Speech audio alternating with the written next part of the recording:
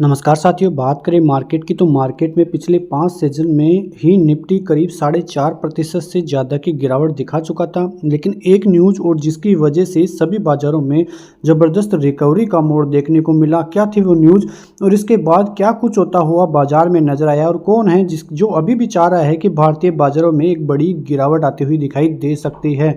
लेकिन आगे की क्या न्यूज़ें रहेगी सभी पर चर्चा करेंगे। लेकिन आप चैनल में नए हो तो चैनल को सब्सक्राइब जरूर कर लीजिए, क्योंकि यहीं से आप ट्रैप होने से बच सकते हैं। और लाइक जरूर कर दीजिए। बात करते हैं बाजारों की तो सबसे पहले बात करें बैंक ऑफ जापान की कि बैंक ऑफ जापान की वजह से ही ग्लोबली बाजारों में तेजी का मूड माहौल देखने को मिला है। बैंक ऑफ जापान के जो डिप्यूटी गवर्नर है उन्होंने साफ साफ कह दिया है कि यदि यहाँ पे ऐसी ही चिंताएं बनी रहती है तो बैंक ऑफ जापान इंटरेस्ट में जो यानी कि ब्याज दरों में जो भी बढ़ोतरी की गई थी वो बढ़ोतरी बैंक ऑफ जापान नहीं करेगा। और ऐसी बातें आने के बाद पूरा एशियाई बाजार जो है तेजी दिखाने लगा और उसी से ग्लोबली जो भी खबरें थी वो सही होती हुई दिखाई दी, कूल ऑफ होती हुई दिखाई दी। यहाँ पे देखें तो बैंक ऑफ जापान के डिप्टी गवर्नर द्वारा यह कहे जाने के बाद कि यदि बाजार ऐसे रहे तो वे ब्याज दरों में बढ़ोतरी नहीं करेंगे। वहीं एशियाई बाजारों में ज़बरदस्त तेजी देखने को मिली और इससे येन के हाल में भी तेजी में आए जो निवेशक है उनको राहत देखने को मिली है। और यही सबसे बड़ा कारण था कि सभी बाज़ारों में ग्लोबली बाज़ारों में तेज़ी का मूड माहौल देखने को मिला। आपने देखा होगा कि जो जापानीज़ बाज़ार है वो रिकॉर्ड तोड़ यानी कि 1987 के बाद इस प्रकार की गिरावट ज़बरदस्त देखने को मिली थी और रिकवरी भी कल जिस प्रकार से आई थी वो एक रिकॉर्ड तोड़ रिकवरी वहां से देखने को मिली थी। तो इस प्रकार की गिरावट आना अंदेशा दे रहा था कि जो है ग्लोबली बाज़ारों में नेगेटिविटी बढ़ेगी और ज़बरदस्त क्रेज़ की स्थिति बन सकती है। लेकिन आज भारतीय बाज़ारों में 3 दिन बाद ज़बरदस्त तेज़ी देखने को मिली। 24,300 का लेवल निफ्टी फिर से आता हुआ दिखाई दिया। सेंसेक्स में भी 875 पॉइंट की तेज़ी देखने को मिली।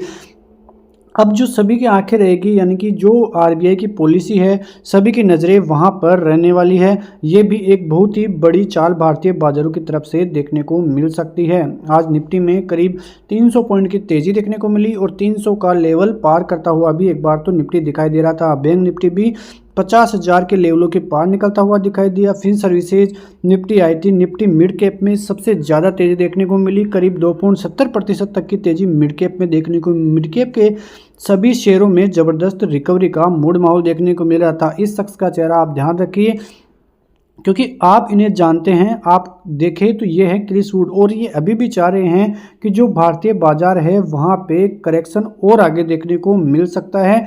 और यदि अच्छा खासा करेक्शन होता है तो एफआईआईज फिर से बाइंग की स्थिति में भारतीय बाजारों में आएंगे, क्योंकि आपने देखा होगा कि लगातार 5-6 दिन से एफआईआईज की बहुत भारी सेलिंग फिर से देखने को मिल रही है। और ये यही चाह रहे हैं कि भारतीय बाजारों में आगे थोड़े दिन और गिरावट होनी चाहिए। लेकिन एक बात इन्होंने अच्छी कही है, उन्होंने ये कहा है कि अगर मैं निवेश करता भारतीय बाजारों में और यदि मेरे पास $100 होते निवेश करने के लिए तो मैं केवल 1/3 हिस्सा ही भारतीय बाजारों में इन्वेस्टमेंट करता और जो भी 2/3 हिस्सा है वो मैं बचा के रखता, क्योंकि जब और गिरावट होती तो वहाँ पे इन्वेस्ट करता।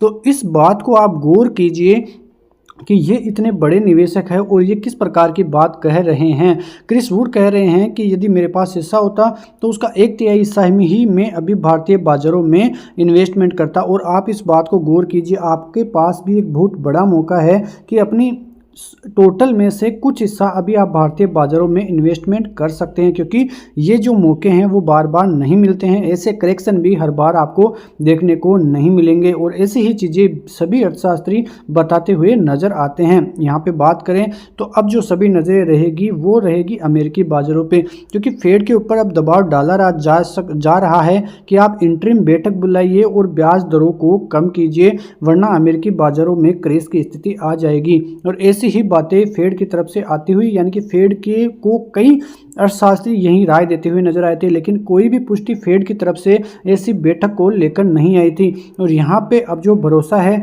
वो निवेशकों का जो है अमेरिकी बाजार और फेड पर बना हुआ है, क्योंकि वो ये सोच रहे हैं कि यदि ब्याज दरों में बड़ी कटौती होगी तभी मंदी को रोका जा सकता है।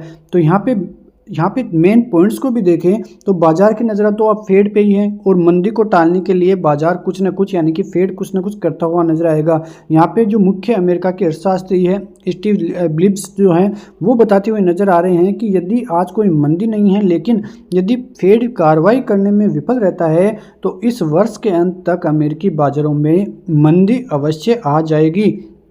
तो ऐसी बड़ी खबरें अर्थशास्त्री करते हुए नजर आ रहे हैं क्योंकि लग रहा है कि अब की बार जो है जो अमेरिकी फेड है इस साल के अंत तक एक बहुत बड़ी गिरावट जो है ब्याज दरों में कर सकता है। सितंबर में 16-17 सितंबर के लगभग बैठक है तो वहां से ही बड़ी खबरें आना स्टार्ट हो जाएगी और फिर ग्लोबली बाजार जो है फिर से पॉजिटिव नज़र आ सकते हैं। लेकिन कल बाजार की अब नज़रें रहेगी आरबीआई की पॉलिसी पर। आरबीआई लग रहा है कि कोई भी चेंजेज अभी पॉलिसी में करने वाला नहीं है। यहाँ पे देखें तो कई अर्थशास्त्री यानी कि बैंक ऑफ अमेरिका के अर्थशास्त्री यही बताते हुए नजर आ रहे हैं कि मार्च 2026 तक भारतीय बाजारों में 100 बीपीएस तक की गिरावटें आ जाती है और उनका अनुमान है कि इस दिसंबर से ही भारतीय बाजारों में भी रेट कट होने लग जाएगी क्योंकि भारतीय बाजारों की नज़रें अब अमेरिकी बाज़ारों पर है।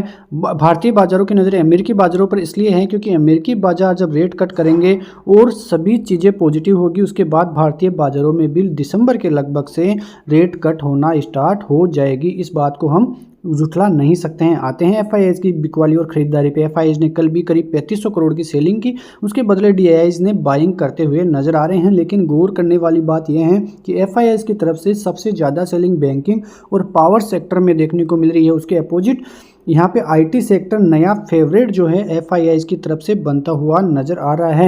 एफआईआईज ने करीब 11,000 करोड़ की जो कि एक बहुत बड़ी सेलिंग है वो बैंक्स और पावर सेक्टर में करते हुए नज़र आ रहे हैं। आप यहाँ पे गौर डालेंगे तो आईटी सेक्टर में जहाँ पे भी पिछले कई दिनों से वो सेलिंग कर रहे थे, मेटल्स में ज़बरदस्त सेलिंग कर रहे थे, वहीं पे सबसे ज़्यादा बाइंग्स एफआईआईज की तरफ से आती हुई दिखाई दे रही है। करीब 11,000 करोड़ की बाइंग आईटी सेक्टर में और 7,000 के लगभग मेटल्स में करते हुए एफआईआईज नजर आए हैं। क्योंकि एफआईआईज की नज़रें अब आईटी सेक्टर पे इसलिए है क्योंकि जो नतीजे आईटी सेक्टर पेश करता हुआ दिखाई दिया था बहुत पॉजिटिव नेट जो है रिजल्ट आए थे Q1 के और जो आगे की कमेंट्री थी बहुत ही पॉजिटिव कमेंट्री आईटी सेक्टर की तरफ से आती हुई दिखाई दी थी और इसीलिए बाजार भी 25,000 पे जाता हुआ नजर आया था और फिर बड़े लोगों द्वारा 25,000 के लेवलों से निवेशकों को ट्रैप किया गया था। इस बात को आप गौर कीजिए, ठीक है। तो सभी बातों को आप गौर से सुनिए और वीडियो में अंत तक बने रहिए क्योंकि कल के लिए लेवल सब आगे ही देखने को मिलेंगे। आपको पता होगा कि जिस प्रकार से सेलिंग भारतीय बाजारों में आई थी एक डर वाली सेलिंग ये थी क्योंकि जो रिटेल निवेशक थे उनको निकलने का मौका ही नहीं मिला था। लेकिन एक बात आप गौर कीजिए कि जब बाजार में गिरावट आती है तो फिर स्टेबल होने के बाद बाजार में फिर से तेज़ी भी आती है और ये जो गिरावट है निवेशकों को पास मौका रहता है फिर से इन्वेस्टमेंट करने का। आपको पता होगा कि भारतीय बाजार और कोई भी बाजार सीधी दिशा में नहीं जा सकते हैं। जब तक एक अच्छा खासा करेक्शन नहीं होगा तब तक एक बड़ी रैली फिर से आती हुई दिखाई नहीं देगी और ये पिछले 5 सेशनों ने करके दिखाया है कि करीब 4.5% तक की एक साथ गिरावट जो है निफ्टी में देखने को मिली थी और फिर से हो सकता है कि यदि खबरें पॉजिटिव हुई तो निफ्टी फिर से खड़ा होता हुआ दिखाई दे सकता है। क्योंकि लेवल्स के हिसाब से देखें तो आपको यहाँ पे मैं सबसे पहले लेवल्स की स्थिति ही बताऊं तो पुट कॉल रेशियो कहाँ पे सबसे ज़्यादा बना हुआ है वो है 24,000 का इंपॉर्टेंट लेवल। यहाँ पे मैक लेवल वही है, सपोर्ट लेवल सबसे बड़ा वही रहेगा क्योंकि यहाँ पे जो पुट राइटर्स की पोजीशन है कल और परसों लगातार ज़बरदस्त पोजीशन 24,000 के लेवलों पे वो लगते हुए नजर आए थे और वो ट्रैप होने से भी बचे हैं और आज जिस प्रकार से रिकवरी हुई है फिर से एक 24,000 का ज़बरदस्त सपोर्ट जोन काम करता हुआ इसलिए नजर आएगा क्योंकि यहाँ पे 86 लाख पुट राइटर्स बने हुए हैं जो कि अच्छा खासा सपोर्ट देंगे और कॉल राइटर्स मात्र 15 लाख ही यहाँ पे आपको देखने को मिलेंगे। उसके अलावा 24,100 का लेवल भी अच्छा खासा सपोर्ट का काम करेगा। यहाँ पर भी 76 लाख की पोजीशन पुट राइटर्स द्वारा है, वहीं कॉल राइटर्स ना के बराबर है। अब रेजिस्टेंस लेवल की बात करें तो 24,300 का लेवल जो कि जबरदस्त पिछले 3 दिनों से बाजार टेस्ट कर रहा है, वहां पर करीब 51 लाख कॉल राइटर्स है और 40 लाख के लगभग पुट राइटर्स है। तो ये जोन सबसे इम्पोर्टेंट जोन रहेगा कल के लिए भी क्योंकि यहाँ से लगातार ट्रैप होते हुए रिटेलर्स नज़र आ रहे हैं। अब एक और बड़ा लेवल देखें तो यहाँ पे कॉल राइटर्स 56 लाख के करीब है और वो लेवल है 24,400 का।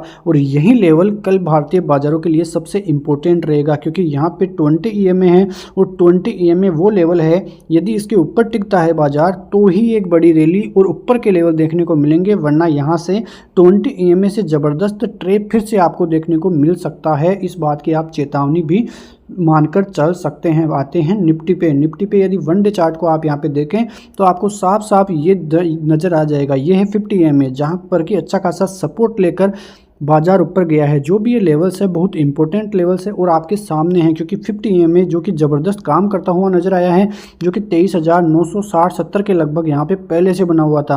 और ऊपर की तरफ देखें तो अब बाजार में 20 EMA का लेवल जो कि 24,440 के लगभग अभी बना हुआ है, ये एक इम्पोर्टेंट लेवल रहेगा। यहाँ पे छोटे टाइम फ्रेम पे आपको सब कुछ नज़र आ जाएगा। सबसे पहले आज की बात करें तो आपको पहले से ही पता था कि ये जो 200 और 300 का जोन जो कि हम पहले से बात कर रहे थे पिछले 2 दिन से, वहीं से बाजार ट्रेप निवेशकों को किया है और आज इसी जोन में बाजार काम भी करता हुआ नजर आया है। बात करें कल की, तो कल के लिए सबसे इम्पोर्टेंट जो जोन रहेगा वो रहेगा 350 का। 350 पार करने के बाद सबसे पहले बाजार टच करता है 24,440 के लगभग और यहाँ से बहुत बड़ा ट्रेप फिर से देखने को इसलिए मिल सकता है क्योंकि यह है 20 EMA। यदि इसके ऊपर टिकेगा बाजार तो ही आपको अंदेशा लगेगा कि ऊपर भारतीय बाजार फिर 550 और 600 की ट्रेजिडी में जाता हुआ नजर आएगा। और ये जो गैप था, जो कि गैप डाउन यहाँ पे बाजार हुआ था, वो फिल करेगा, लेकिन तब करेगा जब 24,440 के ऊपर निकलेगा। और 20 EMA जो कि ये यहीं पे है, इसको यदि पार करेगा, लेवल्स नोट कीजिए, इसको यदि पार करेगा तभी बाजार ऊपर की तरफ ऊपर के जोन में रहेगा। यदि यहाँ से ट्रेप करता है तो फिर से आपको 24,200 के लेवल्स देखने को मिल सकते हैं। यदि 24,200 भी टूटता है तो फिर से निचले स्तरों पर, और यदि ये लेवल्स टूट जाते हैं भारतीय बाजारों में तो फिर आप मान लेना कि भारतीय बाजारों का ट्रेंड ही चेंज हो चुका है। तो अब नज़रें रहेगी बाजार पर कि किस हिसाब से निफ्टी और बैंक निफ्टी काम करता हुआ नज़र आ सकता है। तो सारी नज़रें आप बाजार पे रख सकते हैं। सपोर्ट लेवल आपको मैं बता चुका हूं कि यदि बाजार ऊपरी लेवलों पे ट्रेप हो तो यहां तक आ सकता है, लेकिन बाजार सीधे ही यदि 200 का लेवल तोड़े तो आपको फिर से 24,100 और 24,000 तक के लेवल्स देखने को मिल सकते हैं, क्योंकि 50 EMA यहीं पर हैं। जब तक इसको नीचे की तरफ नहीं तोड़ेगा तब तक भारतीय बाजारों में कोई बड़ी गिरावट नहीं है। लेकिन ऊपर की तरफ आप ध्यान रखिए, क्योंकि अब जो रिटेलर्स है वो इस जोन पे रिटेलर्स को ट्रेप कर सकते हैं। भारतीय बाजार इस प्रकार से ऊपर गए थे, 25,000 के जोन पे ट्रेप हुआ, बड़ा गैप डाउन हुआ और यहाँ पे बाजार फिर से सपोर्ट लिया है। अब जो ये स्थिति है आप देख सकते हैं कि बाजार सीधा तो गिरता नहीं है, बाजार गिरने के लिए थोड़ा ऊपर जाके लोगों को ट्रेप करेगा और फिर एक बड़ी फॉल देखने को मिलेगी। लेकिन बड़ी फॉल तब देखने को मिलेगी जब यहीं से ट्रेप हो। यदि 20 EMA के ऊपर टिक जाता है बाजार तो फिर एक ऊपर की तरफ से रैली देखने को मिल जाएगी। तो ये थी सारी कहानी निफ्टी की। आते हैं बैंक निफ्टी पे। बैंक निफ्टी का वन डे का चार्ट आप यदि देखेंगे तो यहाँ पे तेजी देखने को मिली, लेकिन बैंक निफ्टी में पहले से ही ज़्यादा कुछ होता हुआ नजर नहीं आ रहा था। बैंक निफ्टी पहले से ही कंसोलिडेशन में था, लेकिन ग्लोबली सेंटीमेंट नेगेटिव होने के बाद यहाँ पे एक गैप डाउन देखने को मिला।